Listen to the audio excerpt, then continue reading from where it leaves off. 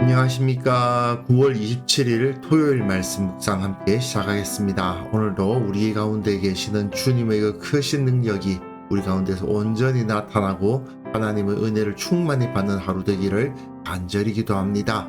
오늘 본문은 창세기 43장 11절부터 15절까지 말씀이고요. 통독하신 말씀은 스가랴 1장부터 5장입니다.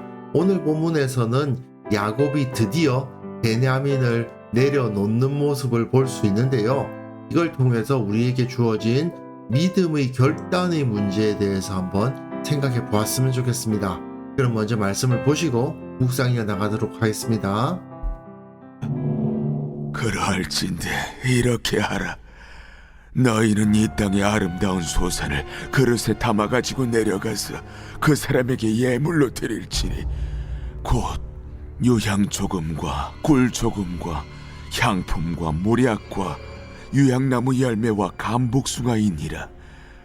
너희 손에 갑절의 돈을 가지고 너희 자루 아귀에 도로 넣어져 있던 그 돈을 다시 가지고 가라.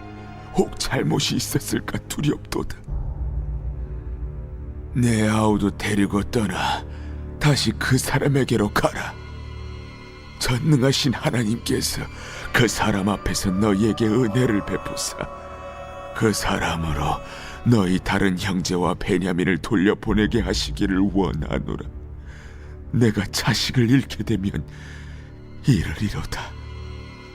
그 형제들이 예물을 마련하고 갑절의 돈을 자기들의 손에 가지고 베냐민을 데리고 애굽에 내려가서 요셉 앞에 서니라. 이스라엘 곧 야곱은 자기가 결단을 내리지 못한다면 자기 집안의 모든 사람들이 죽음을 피할 수 없다는 벼랑 끝과도 같은 현실에 놓이니까 결단을 내릴 수밖에 없는 것을 볼 수 있습니다. 결국 오늘 본문을 보시면 하나님께서 야곱, 이 이스라엘을 딱 붙잡아가지고 끝까지 끌고 가시는구나. 온전히 순종하면 다행이지만 순종하지 않으면 순종할 때까지 밀어붙이셔서 결국 순종할 수밖에 없게 만드시는 하나님의 모습을 볼 수가 있습니다. 자, 이제 이스라엘, 야곱은 결단을 내릴 수밖에 없었죠. 그런데 그 결단에는 여러 가지 요소들이 포함되는데요.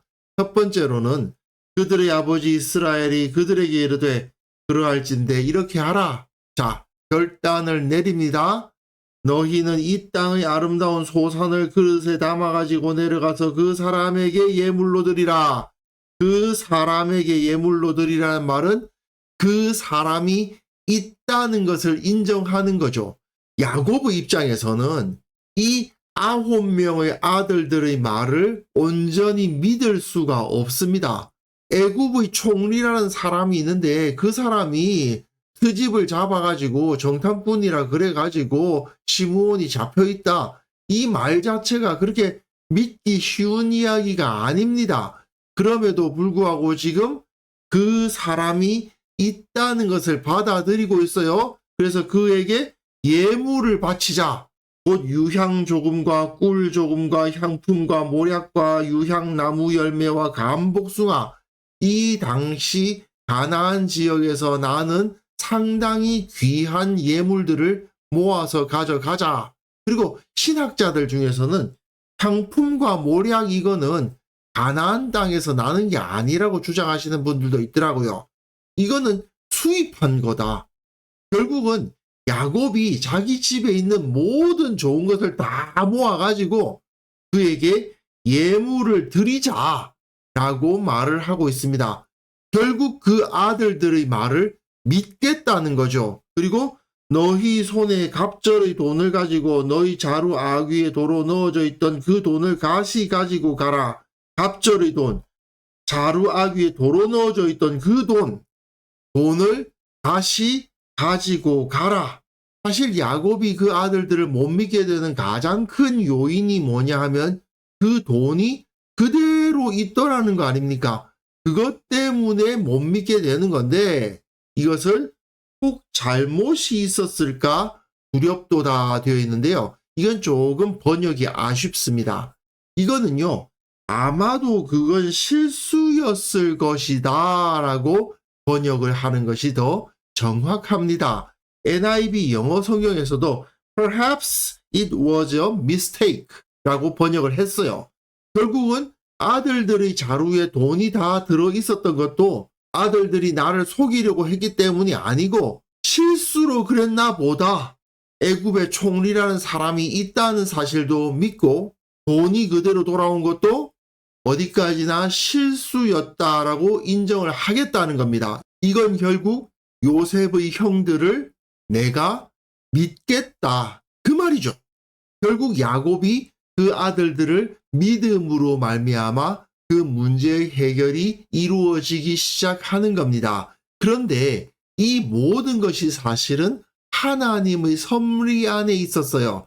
창세기 37장에 보시면 요셉이 2번의 꿈을 꾸는데 한 번은 형들이 묶은 단이 내가 묶은 단에게 절하는 거고, 두 번째 거는 내가 또 꿈을 꾼즉 해와 달과 11별이 내게 절하도이다.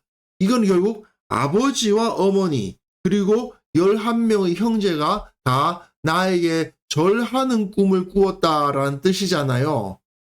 실제로 여기 보시면 예물을 바치고 있죠. 누가 바치는 겁니까? 그 아버지 이스라엘이 누구에게요? 요셉에게. 요셉에게 직접 가서 그 허리를 굽힌 건 아니지만 야곱이 요셉에게 예물을 바쳐서 절하는 거나 다름이 없어요.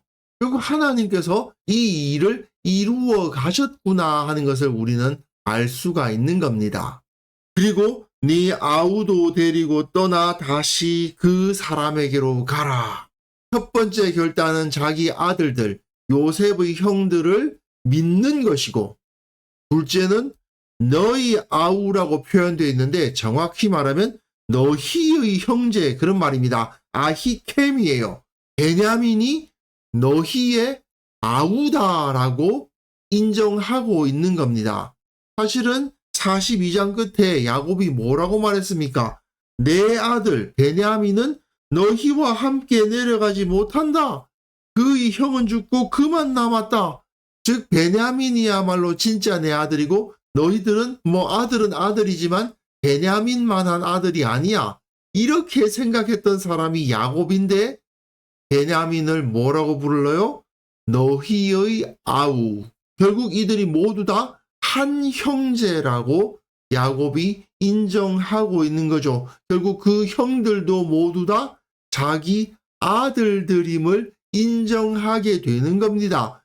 베냐민이 너희의 아우라는 말은 결국 너희들도 내 아들들이다라고 말하는 셈이잖아요. 전능하신 하나님께서 그 사람 앞에서 너희에게 은혜를 베푸사 그 사람으로 너희 다른 형제와 시므온을 말하는 거죠. 베냐민을 돌려보내게 하시기를 원하노라. 시므온과 베냐민이 모두 돌아오기를 원한다. 시므온은 어떤 아들이에요? 아들은 아들이지만 제일 탐탁치 않은 아들이고, 베냐민은 절대로 못 놓는 가장 소중한 아들이지만 똑같이 놓고 있죠. 시므온과 베냐민이 다 돌아왔으면 좋겠다. 정말 그 사람에게 시므온이 억류되어 있다는 사실을 내가 믿겠다. 너희들이 돈을 그대로 가져왔지만 어디까지나 실수였다는 것도 믿겠다. 그 사람이 너희들에게 누명을 씌워서 이러한 일이 벌어졌고 너희들은 그 사람에 의해서 피해를 입은 것이라는 것도 믿겠다. 다 믿겠다. 그리고 베냐민은 너희의 아우다. 결국 너희는 다 내 아들이다. 이렇게 고백하면서 전능하신 하나님을 찾고 있습니다. 하나님께서 모든 것을 주관하신다. 베냐민을 나에게 주신 분도 하나님이시고 베냐민을 데려가시는 분도 하나님이시다. 그래서 내가 자식을 잃게 되면 잃으리로다. 자식을 주신 분도 하나님이시고 또 데려가시는 분도 하나님이시다. 이것은 과거 자기 할아버지 아브라함이 자기 아버지인 이삭을 바칠 때의 모습과도 같다고 할 수 있겠죠. 결국 베냐민은 내 아들 아닌 겁니다. 내 소유가 아니에요. 하나님의 소유입니다. 그래서 그 형제들이 예물을 마련하고 갑절의 돈을 자기들의 손에 가지고 베냐민을 데리고, 이게 모두 다 이스라엘 야곱이 지시한 바대로죠. 지시한 바를 그대로 따르면서 애굽에 내려가서 요셉 앞에 서게 되었습니다. 이들이 모두 다 요셉 앞에 섰다는 것은 결국은 요셉의 꿈이 이루어지는 것을 말하는 거예요. 아버지가 직접 가지는 않았지만 아버지의 예물을 가지고 그 11명의 형제들이 다 요셉 앞에 선 셈이에요. 그리고 요셉 앞에 절을 했을 거 아니에요. 요셉의 꿈이 이루어지고 있는 것입니다. 이 모든 것을 살펴보면 아마 요셉은 어려서부터 하나님 앞에 정직했던 것 같아요.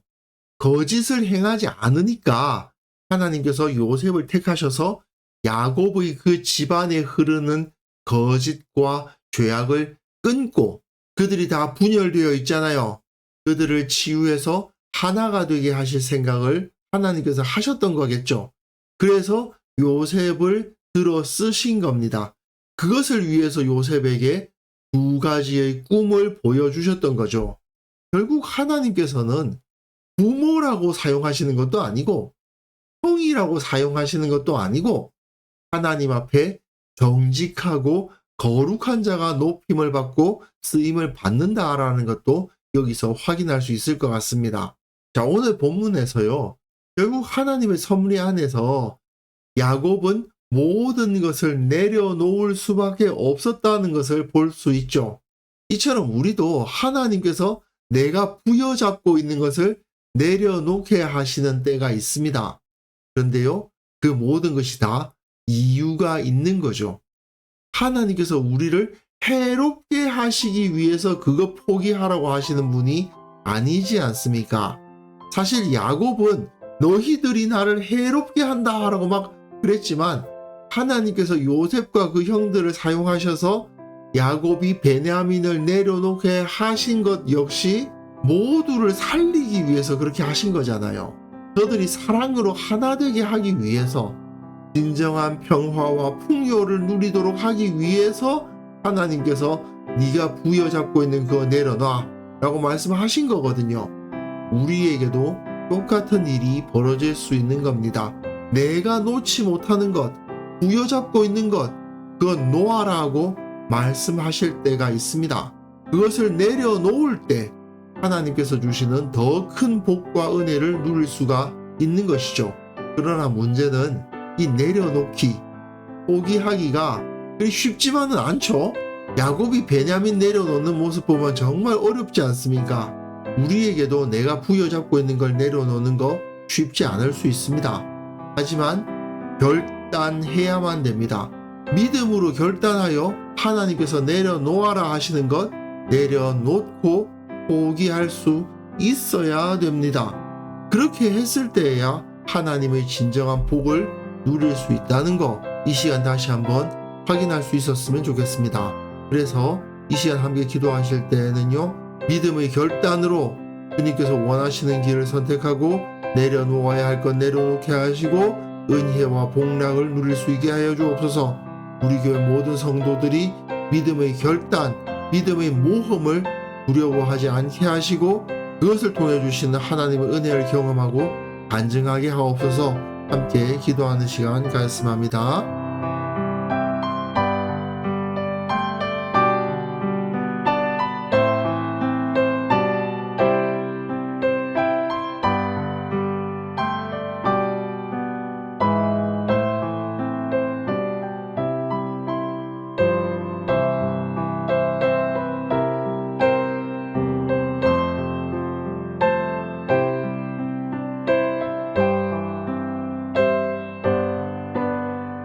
하나님 아버지, 믿음의 결단을 하는 자가 되게 하여 주옵소서. 주님께서 원하시는 길을 선택하고 주님께서 원치 아니하시는 것을 내려놓는 그러한 결단을 감행하게 하시고 그것을 통해서 은혜와 복락을 누리는 자가 되게 하여 주옵소서. 우리 교회 모든 성도들이 그 믿음의 결단, 그 믿음의 모험을 두려워하지 않게 하시고 그것을 통해서 주시는 하나님의 은혜를 충만히 누리게 하여 주시고, 정말 하나님께서 이렇게 채워주셨다, 이렇게 복을 주셨다 간증할 수 있는 자들이 다 되게 하여 주옵소서. 특별히 내일 주님 앞에 거룩한 예배를 드리기를 원합니다. 그 예배 가운데 임재하시고 주님께서 실로 살아계심을 드러내어 주시고 우리 모두가 그 앞에서 기뻐하고 변화되는 시간이 되게 하여 주옵소서. 아버지, 오늘 하루 살아가는 그 모든 삶 가운데에서 하나님께서 원하시는 것이 무엇이고 원치 아니하시는 것이 무엇인지를 아는 지혜를 갖게 하여 주시고, 하나님의 명령을 따라 살아갈 때에 하나님께서 모든 것을 채우시고 인도하시고 가장 좋은 자리에 나를 두신다는 것을 경험하는 하루가 될 수 있도록 주께서 나와 함께 하여 주시기를 원하오며 예수님의 이름으로 기도합니다. 아멘.